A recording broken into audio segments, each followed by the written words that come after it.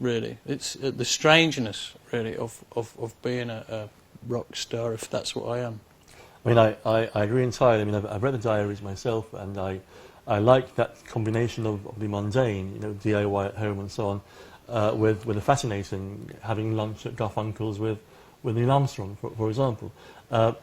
There's one story in particular about an incident in a hotel in Canada that I'd be grateful if you could please, you know, talk to the viewers about. I can't remember where I was. I think it could have been London, Ontario, somewhere like that. And something had happened in the afternoon, and we arrived late for the show. I mean, super late. We'd been in traffic or something had happened.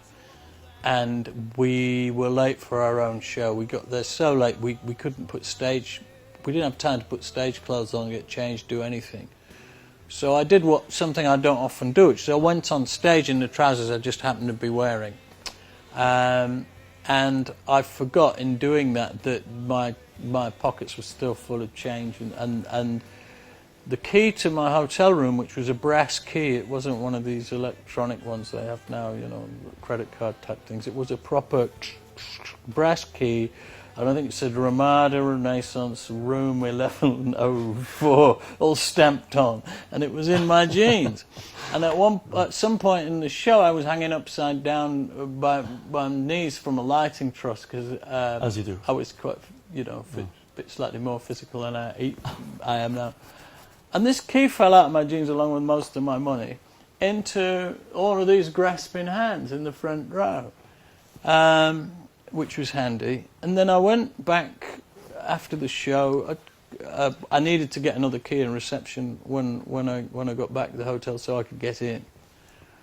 And I never thought for a minute anybody would dream of actually using it. But I went to bed about 2 in the morning, and at about 3:30, I kind of drifted out of sleep, and all the lights were on. And there was about 5 guys standing at the end of my bed, watching me sleeping. You know, 5 big hairy-assed, bearded Canadians. Frightened me to death. If I'd had a gun, I would have shot the lot of them. But fortunately, I didn't. And I sleep naked, so I wasn't inclined to get out of bed either. I was effing and blinding at these people for all I was worth, trying to get them to clear off. And they all ambled back out of the room like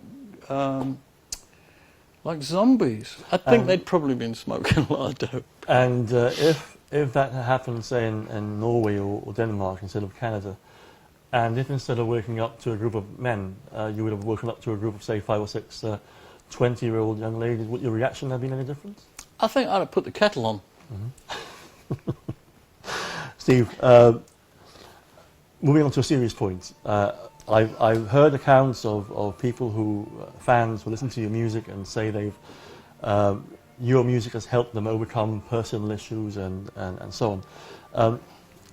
So obviously Marillion songs touch emotions. My question is, how do you deal with that sort of fine line of on the one hand wanting to be sincere in your art and in your lyrics, and to be true to yourself in those lyrics, but at the same time perhaps maintaining some distance with the fans who may see you as a close friend when in reality you're a stranger? It is an odd it's an unnatural way of being anyway. You know, doing what I do is sort of unnatural. Going around the world and standing in front of a few thousand people, all going nuts. So much about touring life and it is not natural at all. And so you don't really have, growing up, you don't have any training for it. You don't have any parameters. It's so much of it is in reverse somehow. For instance, like if a young lady or a woman comes onto you, that never used to happen to me at any point in my life until I did this for a living, and then it's like I started to be something else in their perception, and I had no idea how to deal with it, and I still don't. I think without trying to be sexist, or maybe it's just my age, I grew up, the thing was, you know, if you'd go and chat girls up and they'd tell you to out of it, and you'd expect that, so, you know, that it would still hurt, but rejection was something that was the way around it was, you know. You stuck your neck out, they pushed you away, and you dealt with it, and that. So when that dynamic changes, you don't know how to deal with it. For a kickoff, you know, I'm not answering your question, but it is something peculiar about doing what I do. So I'm not very good at going, will you please go away and leave me alone? I'm not interested. You know, I find that, I think, I can't possibly say that. But it's so hurtful and horrible. There's a part in your book when you talk about a particular young lady who wrote to you, who in effect was stalking you at one time. Well, it was stranger than that. I met. What happened was we were being managed by our management office at the time. Started getting faxes. Do you remember faxes? Started getting faxes, lots of faxes from a girl in Germany who was claiming to be in spiritual contact with me, and it was absolutely crucial that I got in touch and called her. So naturally, you just ignore things like that. And then we did a show in Cologne shortly after that, and a lot of strange things happened. I got a letter came backstage from her, quite an angry little letter. And then a lot of very odd things happened that night while I was on stage, which even if I'm reluctant to say them because you'll just think I've gone out of my mind.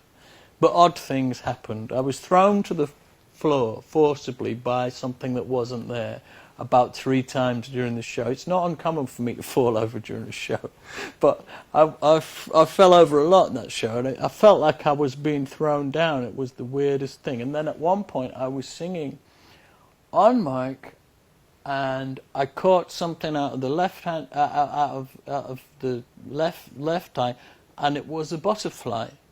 This is in a gig, and it came down and it perched on my shoulder while I was singing.